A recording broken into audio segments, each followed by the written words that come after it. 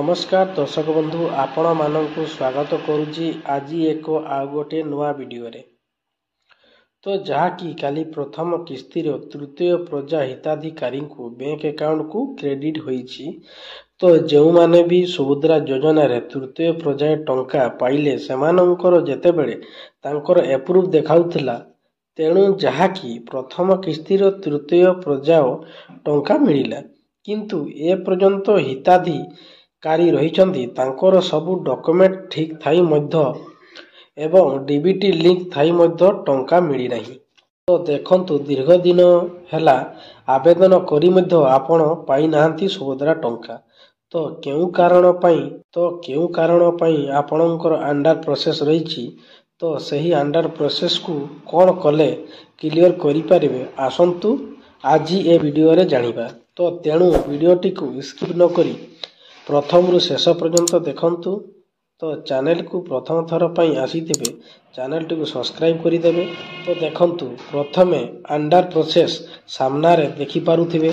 तो जेउ मानकर under process देखाउछि तांकर मेन रीजन हैला तांकर किछि भी फॉर्म प्रॉब्लम नाही, अर्थात आपणकर आवेदन करिछंती आपणकर कोनोसी त्रुटि नाही जे सरकारंकर जो पर्याय बा फेज अनुसार आपण मानक टंका प्रदान करिछंती हुए तो एकाथरे समस्त को प्रदान करा जाई थांता ताहाले आपण मानकर टंका मिली जाई थांता।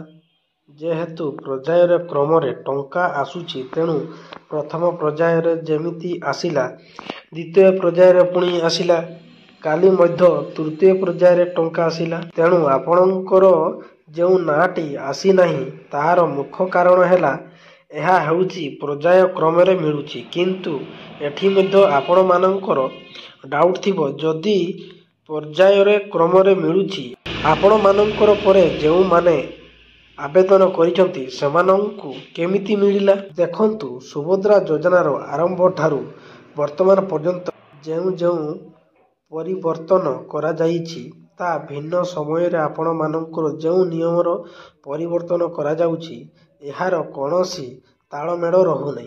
तो सही आधार रे जदि आमे देखिबा केउ डाटाबेस टी आपण मानकर तयारी होईची जदि डाटाबेस को आमे देखिबा तो आपण मानकर मिली जिबा कथा जेहेतु आपण सर्वप्रथमे आवेदन करिथिले किंतु एइटा कोनोसी मु सबु बेले आपण माननको कहूची एइटा लॉटरी हिसाब रे जदि आपण मानकर लक ठीक अछि आपण मानकर नाटी सर्वप्रथमे आसीबो न हेले आपण मानकर ना परे आसुची। तेणु जो मानकर अंडर प्रोसेस रहुची सेमानंकर पई गोटिए दुख एवं चिंतार विषय जे सेमाने टंका पाइबे कि नहीं। मु जदि थरे आपण मानकर 100% रु 100% गारंटी देई कहूची जो मानकर अंडर प्रोसेस रहिची सेमानंकर कोनोसी भी काम करिया पई पड़िबो नाही। केवल एतिकी आपण माने करंतु जे आपण मानकर डीबीटी एक्टिव अछि कि नहीं सेटा चेक करि दियंतु काहे कि काली बहुत सारा मेसेज आसुथिला जे तांकर अंडर प्रोसेस एप्रूव हेई मध्य तांकर जहाँकि पेमेंट फेल होईची।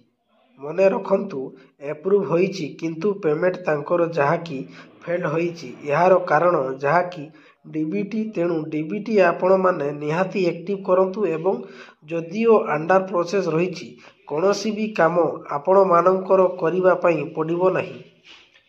केवल अपेक्षा करंतु दीर्घ 3 मास हैला जदि आपण माने अपेक्षा करी रहिचंती तो आउ मात्र गोटिए मास अपेक्षा करंतु। यदि आपण मानक डिसेंबर मास रे जो मिलिबो बोली कुहा जाउची सेथिरे जदि आपण मानकर डीबीटी टी एक्टिव थिबो एवं सरकार जदि समस्त को टंका देबे बोली घोषणा करचंती ताहा हेले आपण मानकर एही योजनार जे कोनोसी टंका योजनार जेउ टंका पाइबे बोली आशा रखिचंती ताहा मिली जिवो। एवं आउ गोटे इम्पोर्टेंट कथा जेउटा कि एनपीसीआई जो मानकर रिजेक्ट थिला सेमानंक पई केउ आधार रे मोबाइल नंबर लिंक करिवा पई कुहा जाईथिला तार सठिक कथाटा होउची आपण माने थरे बुझंतु आपण मानकर आधार कार्ड रे ଯେଉଁ ମୋବାଇଲ ନମ୍ବରଟି ଲିଙ୍କ ଅଛି ସେଇଟାକୁ ଆପଣମାନେ ବ୍ୟାଙ୍କ ଆକାଉଣ୍ଟ ସହିତ ଲିଙ୍କ କରନ୍ତୁ। ଆଧାର କାର୍ଡରେ ଯେଉଁ ନମ୍ବରଟି ଅଛି ସେଇଟା ବ୍ୟାଙ୍କରେ